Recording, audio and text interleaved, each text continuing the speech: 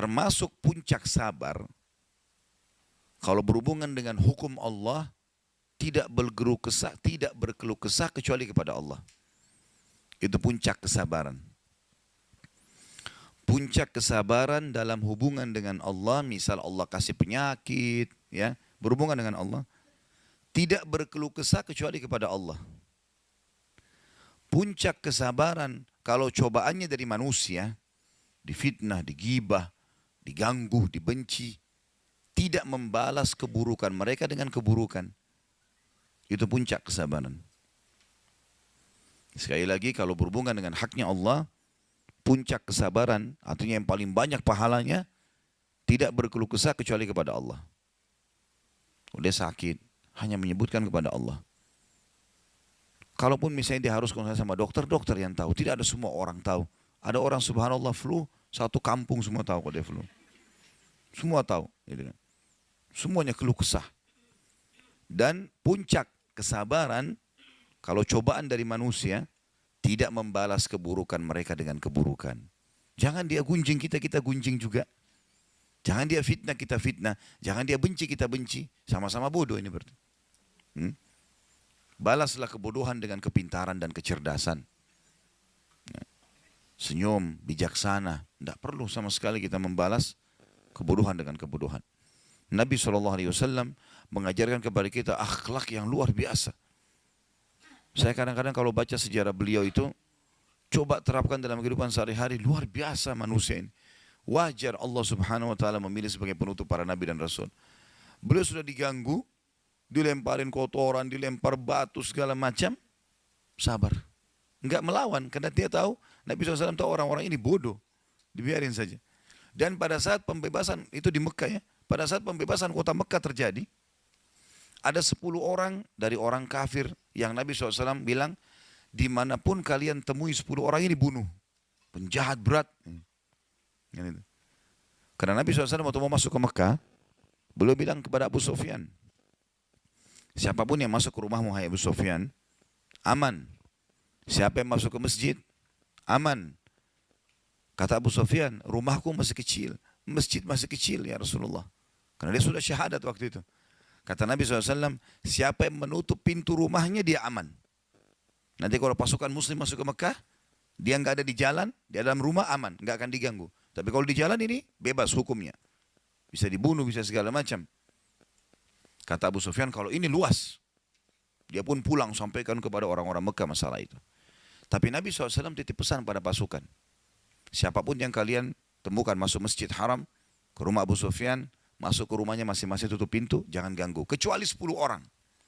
Ini 10 orang harus dihukum. Jahat sekali. Gitu kan? Ternyata dari 10 orang ini, Bapak Ibu sekalian, yang terbunuh hanya 3 orang. Karena mereka pun pada saat bertemu dengan Nabi SAW tidak mau minta maaf. Sombong sekali. Yang 7 orang masih dimaafin. Karena mereka minta maaf dan masuk Islam. Termasuk adalah Wahsy yang membunuh paman Nabi SAW di perang Uhud. Yang menombak Hamzah. Dan merobek dadanya sehingga mengeluarkan jantungnya gitu kan. Itu pembebasan kota Mekah. Nabi bilang termasuk Wahsy. Dimanapun kalian temui. Walaupun dia bergantung pada kiswanya Ka'bah, bunuh. Tapi ternyata waktu Wahsy dengar itu, dia langsung segera datang kepada Nabi SAW minta maaf. Lalu kemudian dia syahadat. Nabi SAW terima. Bayangkan sakit hatinya Nabi SAW pada saat itu, pamannya dibunuh. Kata para sahabat, karena Hamzah ini paman Nabi yang sangat Nabi sayangi. Karena 2 orang pamannya yang sempat masuk Islam, Abbas dan Hamzah. Hamzah yang paling besar perannya. Karena masuk Islam dari awal fase Mekah. Abbas masuk Islam sebelum pembebasan kota Mekah. Di tahun 8 Hijriah. Kata para sahabat, kami tidak pernah melihat Nabi SAW menangis terisak-isak dibandingkan pada saat dia melihat jenazah pamannya Hamzah di Uhud.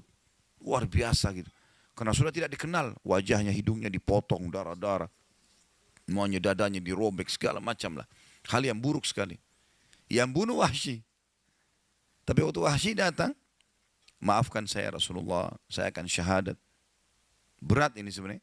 Tapi Nabi SAW mengatakan, baiklah, syahadat, selesai. Ikrimah bin Abi Jahal, anaknya Abu Jahal. ikut sama ayahnya, suka perangi Islam, gitu kan. Tapi setelah pembebasan, Nabi juga bilang, Ikrimah bin Abi Jahal dimanapun kalian temui, bunuh dia. Dia dengar istrinya Ummu Hakim masuk Islam duluan.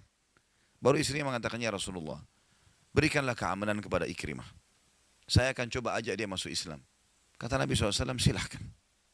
Padahal ini tadi orang musuh Islam, suka perangin Islam. Sampai waktu pembebasan kota Mekah pun, banyak orang masuk Islam. Ikrimah masih keluar dari kota Mekah, masih bentuk pasukan menyerang muslimin.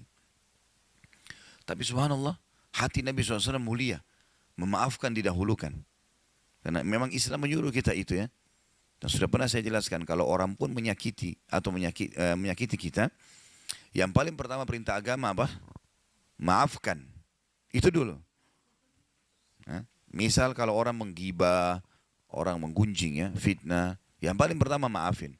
Baik Ustaz, kalau saya maafin, bagaimana dia? Ya, apakah dia akan lepas dari hukuman Allah? Jawabannya tidak. Tidak usah khawatir soal itu. Karena syarat dia lepas dari hukuman Allah, dia harus minta maaf.